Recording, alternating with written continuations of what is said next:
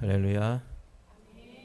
오늘 우리에게 주신 하나님 말씀 같이 봅니다. 마태복음 11장 2절에서 11절까지 말씀이에요. 마태복음 11장 2절에서 11절까지 말씀. 제가 봉독합니다. 요한이 오게서 그리스도께서 하신 일을 듣고 제자들을 보내어 예수께 여짜오되 오실 그이가 당신이 오니까 우리가 다른 일을 기다리오리까. 예수께서 대답하여 이르시되 너희가 가서 듣고 보는 것을 요한에게 알리되 맹인이 보며 못 걷는 사람이 걸으며 나병 환자가 깨끗함을 받으며 못 듣는 자가 들으며 죽은 자가 살아나며 가난한 자에게 복음이 전파된다 하라. 누구든지 나로 말미암아 실족하지 아니하는 자는 복이 있도다 하시니라. 그들이 떠나매 예수께서 무리에게 요한에 대하여 말씀하시되 너희가 무엇을 보려고 광야에 나갔더냐? 바람에 흔들리는 갈대냐? 그러면 너희가 무엇을 보려고 나갔더냐? 부드러운 옷 입은 사람이냐? 부드러운 옷을 입은 사람들은 왕궁에 있느니라. 그러면 너희가 어찌하여 나갔더냐? 선지자를 보기 위함이더냐? 옳다. 내가 너희에게 이르노니 선지자보다 더 나은 자니라. 기록된 바 보라. 내가 내 사자를 내 앞에 보내노니 그가 내 길을 내 앞에 준비하리라 하신 것이 이 사람에 대한 말씀이니라. 내가 진실로 너희에게 말하노니 여자가 낳은 자 중에 세례 요한보다 큰 이가 일어남이 없도다. 그러나 천국에서는 극히 작은 자라도 그보다 크니라. 아멘. 따라합니다. 복된 소식이 전해진 사람들. 오늘 거룩한 주일에 주님께서 저와 여러분에게 또 하나님의 은혜의 말씀을 통하여서 복 내려 주실 것을 사모함으로 나아가는 저와 여러분의 삶이 되길 주님의 이름으로 축원합니다. 오늘 본문의 마태복음 11장에서 예수님은 세례 요한에 대해서 말씀하시는데요. 여러분, 이 세례 요한이라는 사람 구약의 마지막 선지자라고 얘기합니다. 특별히 세례 요한이 이 땅 가운데 태어났을 때 구약의 즉 말라기의 하나님의 선지자로부터 하나님의 더 이상의 말씀하심이 없는 그 침묵의 기간이 있었는데 세례 요한의 때까지 몇 년 동안을 하나님이 침묵을 하시냐면 400년을 침묵하십니다. 그러니까 하나님의 말씀이 이스라엘에게 나타나지 않아요. 하나님의 말씀이 더 이상 이스라엘 백성들에게 주어지지 않았던 암흑의 시기가 있었는데 그때를 400년으로 봅니다. 그래서 이것을 뭐라고 얘기하냐면 신학적인 용어로 신구약 중간사라고 얘기합니다. 이때 하나님의 말씀이 멈춰 있거든요. 그러다가 예수님께서 이 땅 가운데 태어나시기 6개월 전에 하나님이 이제 세례 요한을 예비해 주셔서 예수님보다 6개월 전에 세례 요한이 이 땅에 태어나게 됩니다. 그리고 이 세례 요한이 한 일이 있는데 그의 생애에 짧은 생을 살다가 죽었거든요. 예수님의 공생애가 시작되기 전에 이제 세례 요한이 죽게 됩니다.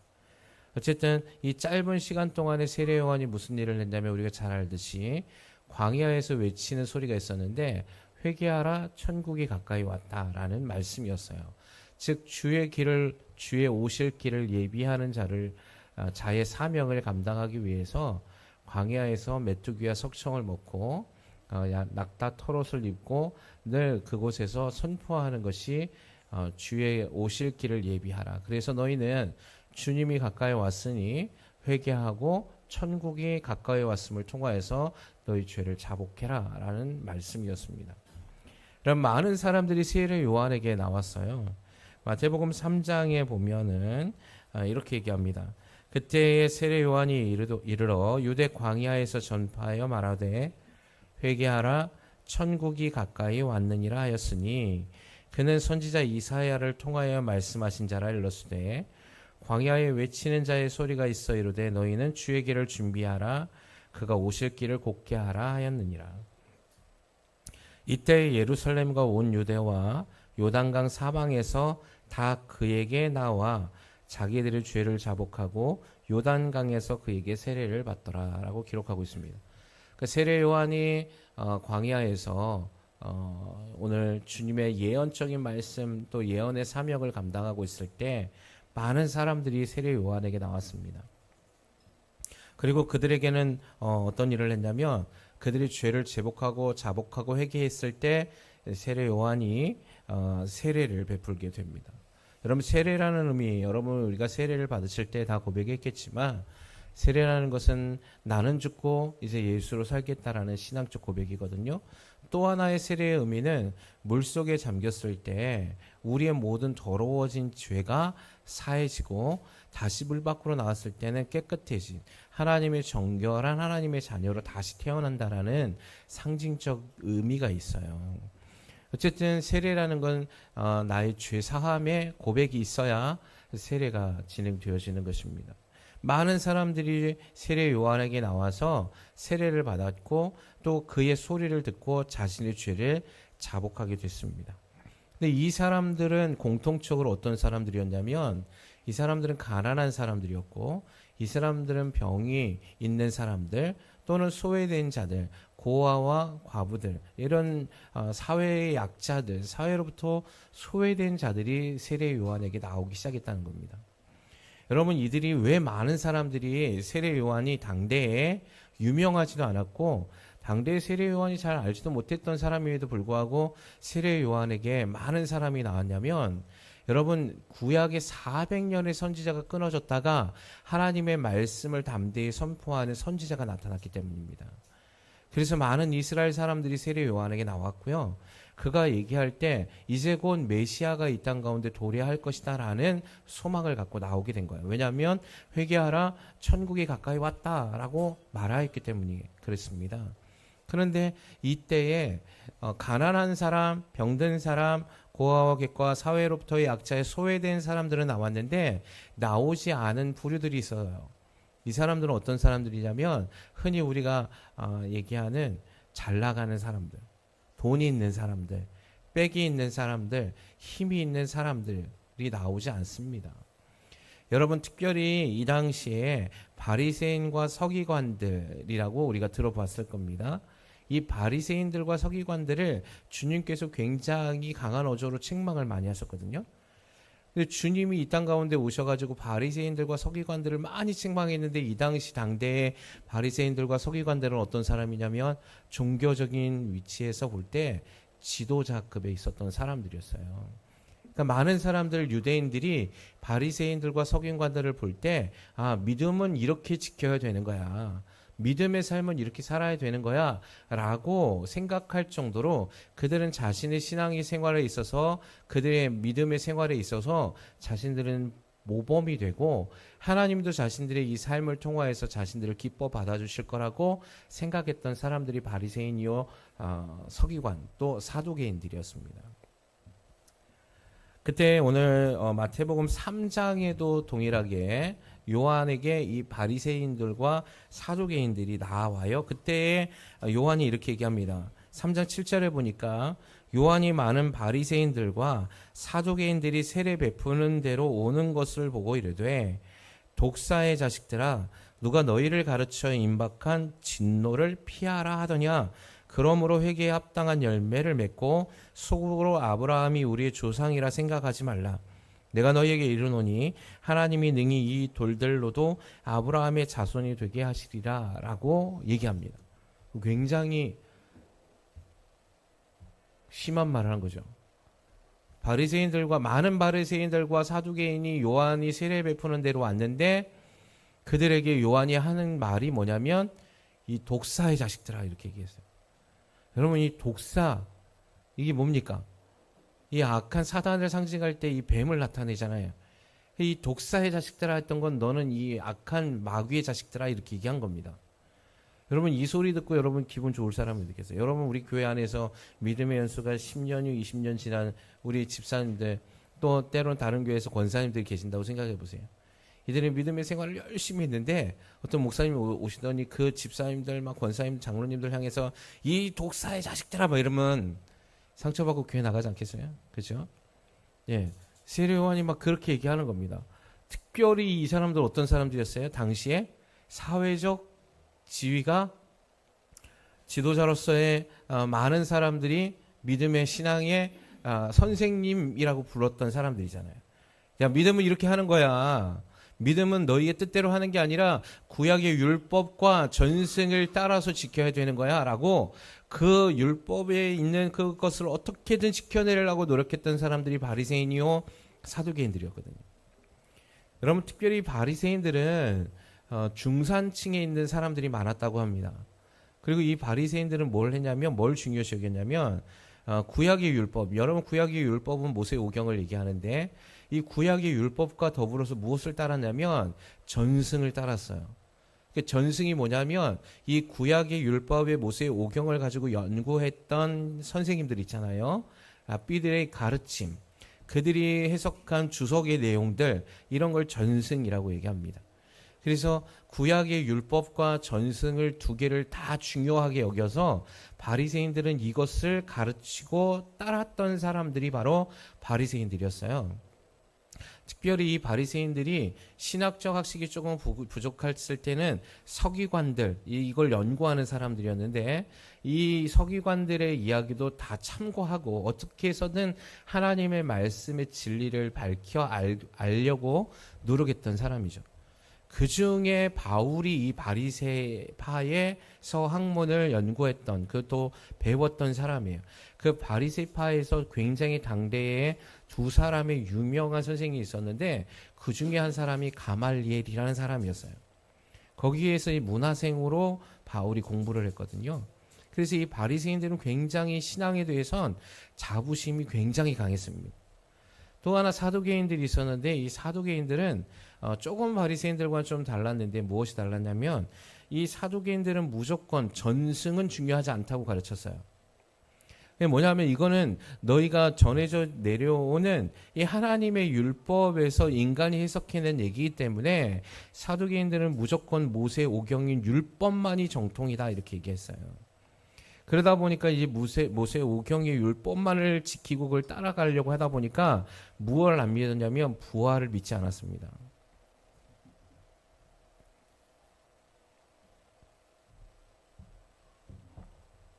어쨌든 바리새인들이든 이 사두개인들이든 둘 다 하나님의 율법, 즉 모세오경, 그리고 신앙과 믿음에 있어서는 남들보다, 여러분 사실 저와 여러분의 그 열심보다도 어쩌면 훨씬 더 많은 부분에 있어서 우리는 비교도 할 수 없을 정도로 그들은 믿음과 신앙에 있어서 열정이 넘치는 사람들이에요.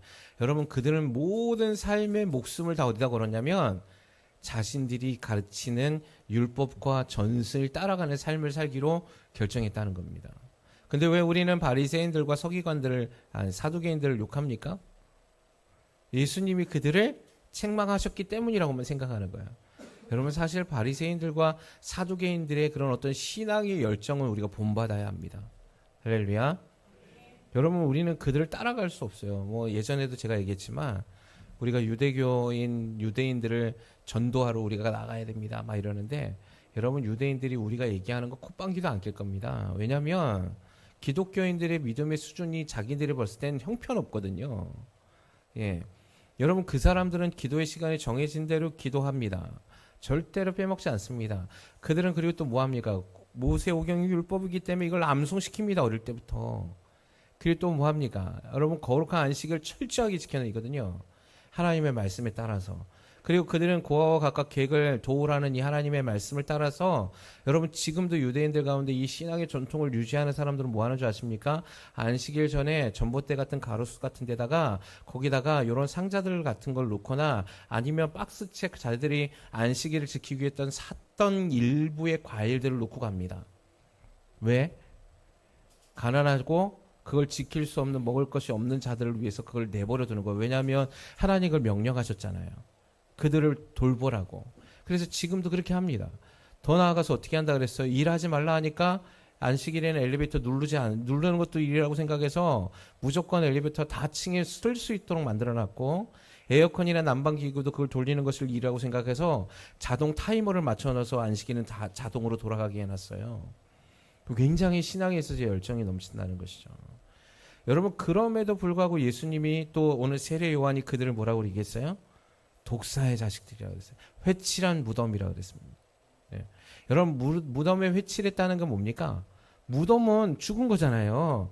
그 무덤에다 아무리 예쁜 색을 칠해내면 그게 무슨 의미가 있냐는 거죠. 너희는 죽어 있는데 죽어 있는 그 무덤에다 무슨 좋은 색을 칠해봤자 달라지는 게 없다는 거, 죽은 거죠, 그거는.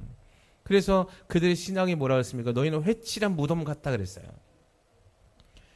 정말 예수님이나 오늘 세례요한도 정말 들으면 상처받고 나 예수 안 믿을 거예요 라고 할 정도로 강한 어조로 말씀하시거든요. 여러분, 여기서 우리가 정말 깨달아야 하는 것이에요. 있어야 돼요. 뭐냐면 바리새인들이나 사두개인들은 하나님의 율법을 가지고 열정을 가지고 믿음으로 나아간다고 생각했지만 하나님의 참된 뜻을 해석해내지 못했어요. 하나님의 말씀이 뜻이 무엇인지를 왜곡시켰어요. 결국 그들의 삶에서 그들은 구원을 받지 못합니다. 회개하지 않았거든요. 그들이 결국은 더 나아가서 그들이 어떤 일을 범합니까? 메시아인 예수 그리스도를 알아보지 못하고 그 예수 그리스도를 십자가에 못 박혀 죽는 일에 앞장선 사람들이에요. 여러분, 이 죄가 얼마나 크겠어요? 천국에 가서 여러분 바리새인들과 사두개인들이 있을 거라고 생각합니까? 아닙니다. 없습니다. 아마 그들은 그 주님의 심판대 앞에서 이렇게 항변했을 겁니다. 억울하다고 얘기했을 겁니다. 우리가 주님의 모세의 율법을 지키기 위해서 이토록 애썼는데 왜 우리가 지옥에 떨어져야 되냐고 항변했을 겁니다. 여러분, 우리 신학을 잘 점검해야 돼요. 복음의 복된 소식이 지금 어디에 전해져 있는지를 보지 못한다면 여러분, 우리는 꼭 바리새인들과 사두개인과 서기관과 같은 삶으로 하나님의 구원의 영생에 이르지 못할 수도 있다는 사실을 보셔야 된다는 것이죠. 그러나 여러분, 오늘 이 말씀을 통하여서 주님이 전해주시는 이 복음의 메시지가 우리의 삶을 변화시킬 것을 여러분 믿으시기 바랍니다. 그래서 우리도 그 주님의 복음의 소식이 전달되어지는 그 자리에 있어서 주께 칭찬 들을 수 있는 저와 여러분의 신앙이 되셔야 된다는 거예요. 우리의 열정으로 구원받을 수 없음을 여러분 믿으시기 바랍니다.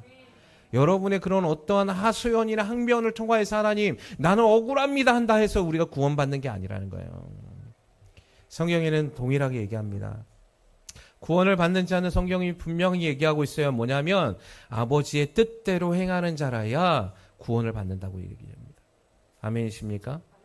하나님의 뜻에 맞는 자라야 하나님의 자녀가 되는 거예요. 하나님의 뜻을 지키는 자가 구원을 얻는 거고 천국을 차지하는 것입니다. 우리의 왜곡된 생각 안에서 갇혀서 하나님의 말씀은 이렇죠 정해놓고 하나님의 뜻하고는 전혀 상관없는 내 뜻을 이루기 위한, 하나님의 뜻을 전혀 생각지도 못하고 이해하지도 못한 상황에서 왜곡된 마음으로 하나님 앞에 항변하는 거 아무 소용이 없어요.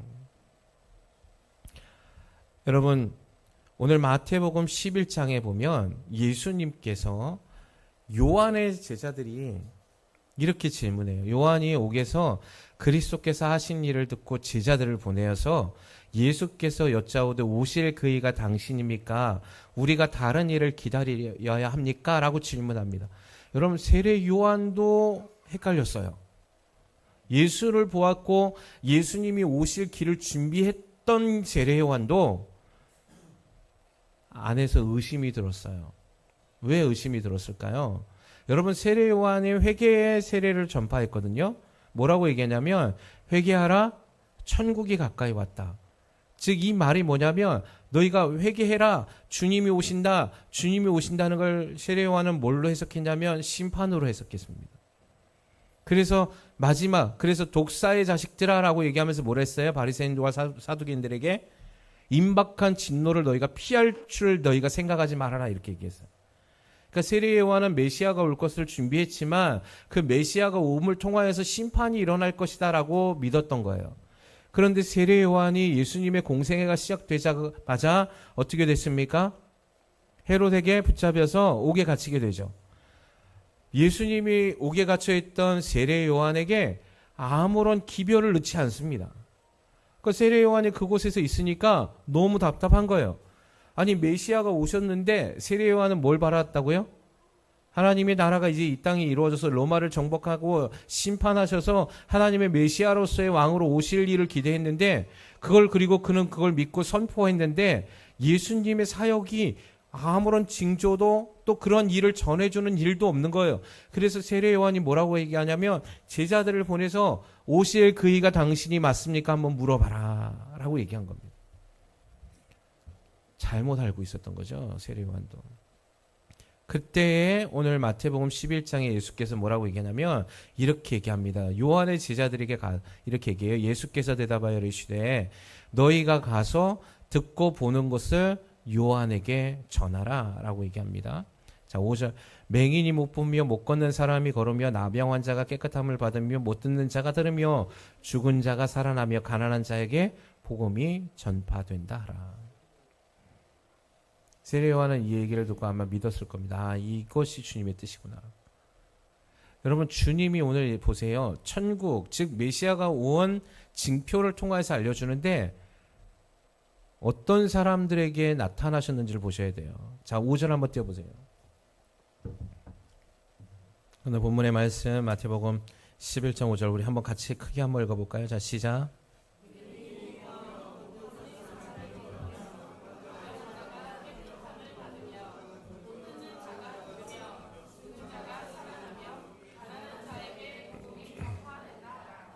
네. 이걸 누구에게 지금 얘기한 거죠? 요한의 제자들에게 지금 얘기했어요. 자, 보십시오. 자, 누구를 얘기하고 있습니까? 첫 번째 어떤 사람이에요? 맹인. 그 다음에 못 걷는 사람이죠. 자, 그 다음에 나병 환자. 그 다음에 못 듣는 자. 그 다음에 죽은 자. 그 다음에 가난한 자. 여러분, 이 사람들은 어떠 보입니까? 왕궁에서 잘 사는 것 같아 보입니까? 화려한 옷을 입고 화려한 것들을 소망하는 사람들입니까? 그대야 삶이 만족해지고 있는 삶이라고 생각하십니까? 자, 그 다음에 그렇게 얘기하고 제자들이 떠나가거든요. 그리고 난 뒤에 거기 있는 무리들에게 주님이 7절부터 9절까지 이렇게 얘기하십니다. 한번 같이 읽어볼까요? 자, 시작.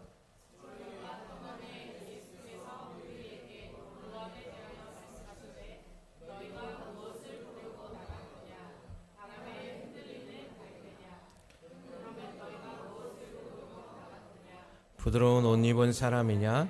부드러운 옷을 입은 사람들은 왕궁에 있느니라. 그러면 너희가 어찌하여 나갔더냐? 선지자를 보기 위함이었더냐? 옳다. 내가 너희에게 이르노니 선지자보다 더 나은 자니라.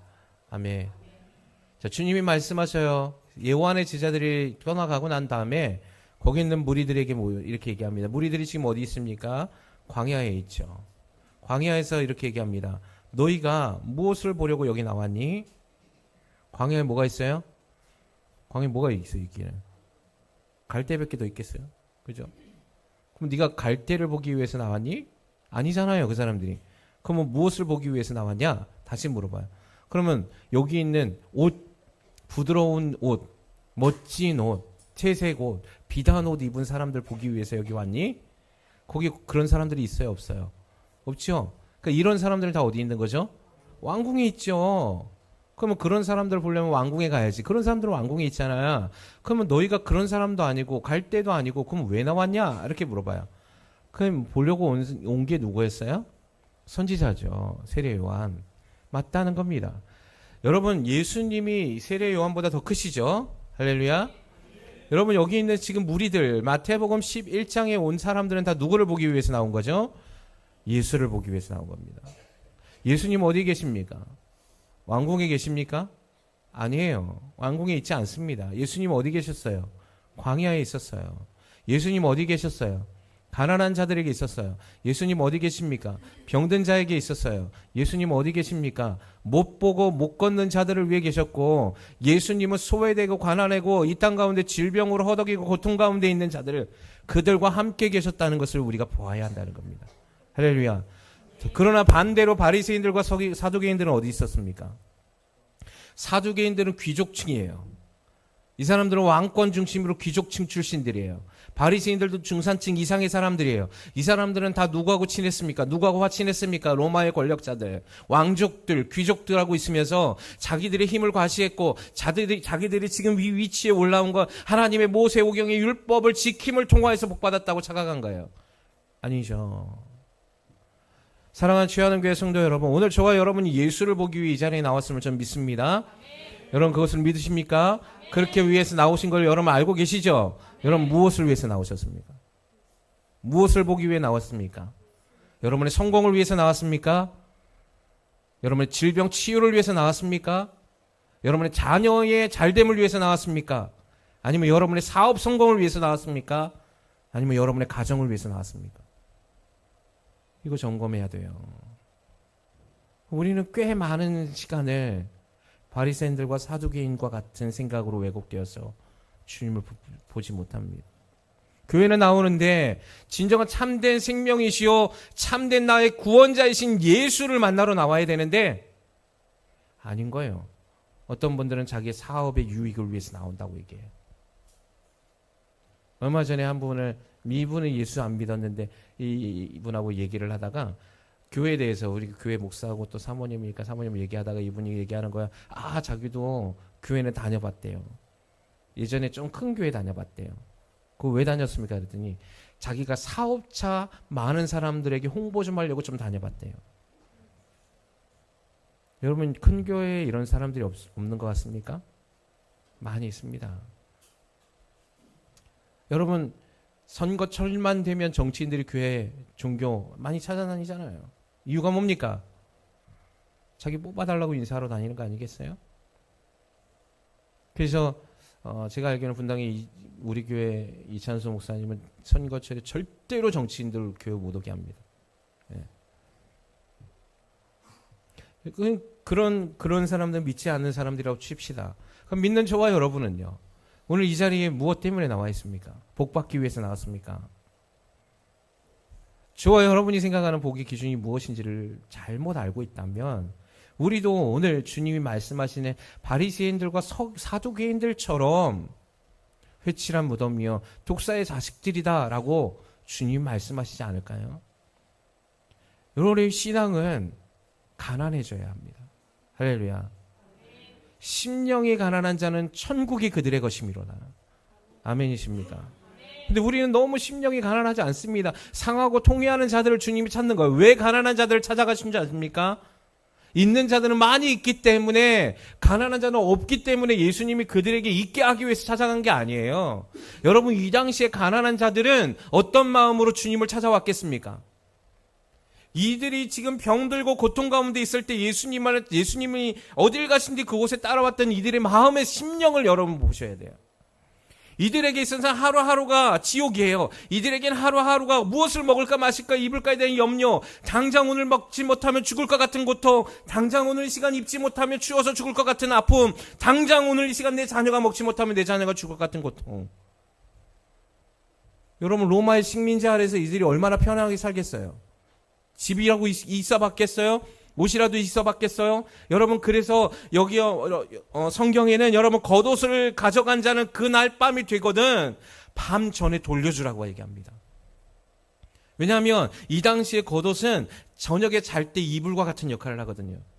그걸 전당에 맡긴 사람은 그 밤이 되기 전에 돌려주라고 얘기하는 거야. 왜? 그 사람은 그거 없으면 추워서 죽거든요.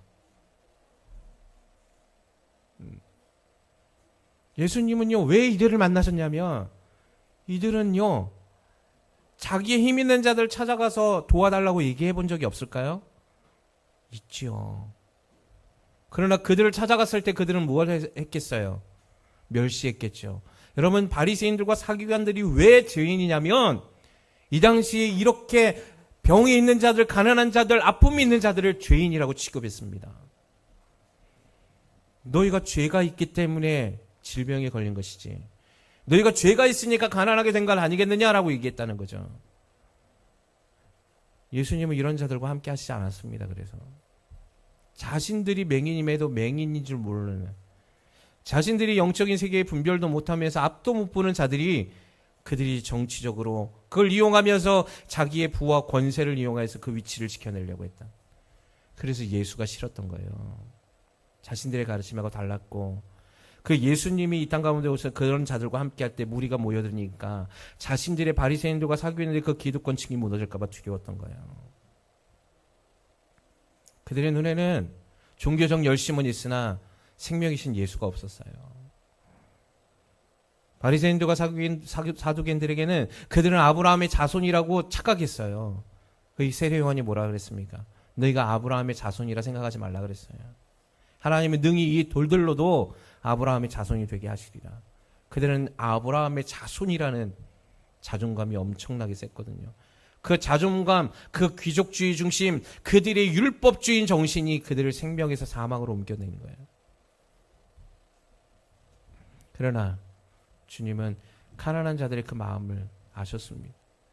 오늘 하루를 버텨내기 힘든 자들, 예수님께서 이 땅 가운데 오셨는데 오늘 세례 요한에게도 말했던 것처럼 맹인이 보고 못 걷는 사람이 걷고 나병 환자가 깨끗함을 받고 못 듣는 자가 듣고 죽은 자가 살아나고 가난한 자에게 복음이 전파된다는 소식.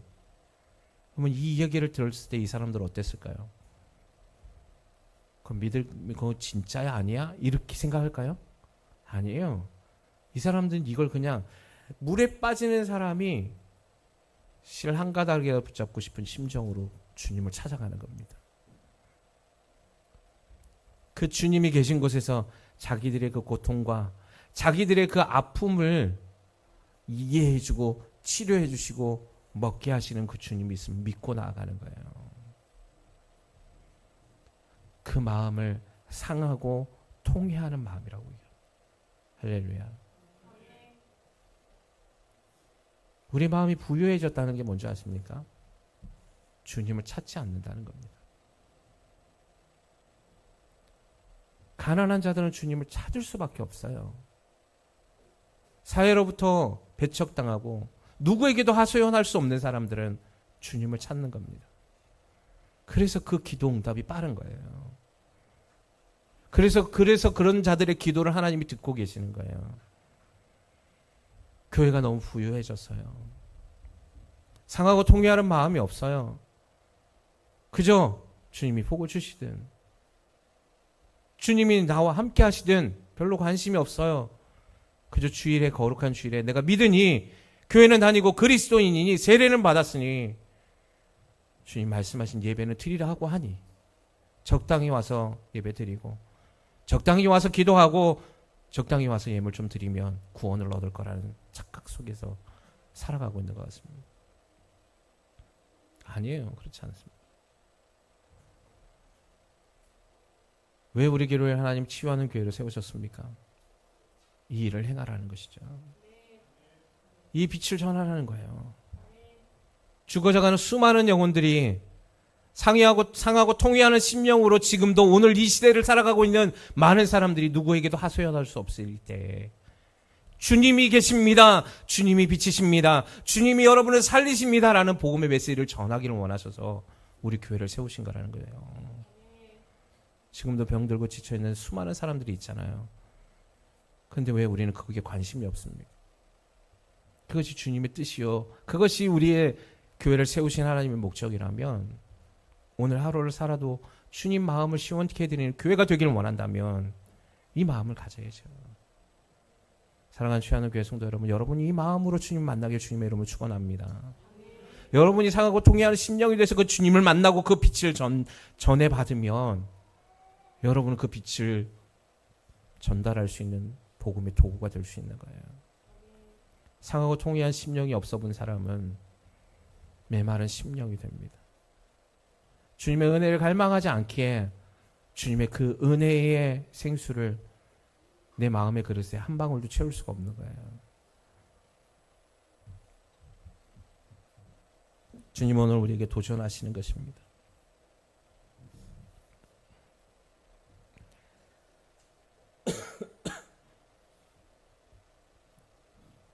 이사야서 42장 1절에 이렇게 얘기합니다. 내가 붙드는 나의 종, 내 마음에 기뻐하는 자 곧 내가 택한 사람을 보라. 내가 나의 영을 그에게 주었은지 그가 이방의 정의를 베풀리라. 그는 외치지 아니하며 목소리를 높이지 아니하며 그 소리를 거리에 들리게 하지 아니하며 상한 갈대를 꺾지 아니하며 꺼져가는 등불을 끄지 아니하고 진실로 정의를 시행할 것이며 그는 쇠하지 아니하며 낙담하지 아니하고 세상의 정의를 세우기에 이르리니 섬들이 그 교훈을 앙망하리라. 할렐루야. 주님이 이 땅 가운데 오시는 것은 상한 갈대를 꺾지 아니하시고 꺼져가는 심지를 끄지 아니하기 위해 오셨다고 말씀하십니다. 상하고 통행하는 자복하는 심령을 주님이 다 회복하실 겁니다. 저와 여러분의 삶에서 이 마음으로 주님을 갈망하고 사모하고 나오신다면 오늘 주님이 이 땅 가운데 오신 보지 못하는 사람, 걷지 못하는 사람, 나병 환자인 사람, 가난한 자들에게 이 복된 복음이 전해졌던 것처럼 여러분과 저의 삶에도 주님의 빛이신 이 복음이 전달되어짐을 여러분 믿으시기 바랍니다. 우리 마음의 중심이 이제는 이 마음으로 바뀌어야 하는 것입니다. 주님이 왜 그들과 함께 하셨는지, 건강한 자는 의원이 쓸데없고 병든 자에게야 의원이 필요하다고 말씀하신 그 주님의 뜻이 무엇인지 여러분 오늘 시간 저와 여러분이 이것을 밝히 보아야 합니다. 나는 건강한 자인가? 아니면 나는 주님 없이는 살아갈 수 없는 가난하고 외로운 자인가? 그래서 주님만을 의지할 수밖에 없는 상하고 통회하는 심령이 내 안에 있는가? 여러분 기뻐하십시오. 주님이 2000년 전에 이 소식을 전하기 위해 이 땅 가운데 오셨습니다. 그리고 지금도 성령은 이 사실을 증거하고 있고 이런 사람들을 찾고 계심에 기뻐하십시오. 우리 교회가 이 교회가 될 것을 저는 믿습니다. 여러분의 삶에 이 회복의 능력이 있음을 여러분 믿으시고 그 주님 앞에 달려나가시며 다시 한번 우리의 믿음을 점검하시고 우리 교회에 세움받은 그 사명이 무엇인지 분별하여서 이때에 이 마지막 때에 주님을 향해 달려나가는 거룩하고 주님 쓰기에 합당한 교회가 되는 저와 여러분의 삶이 되기를 주님의 이름으로 축원합니다.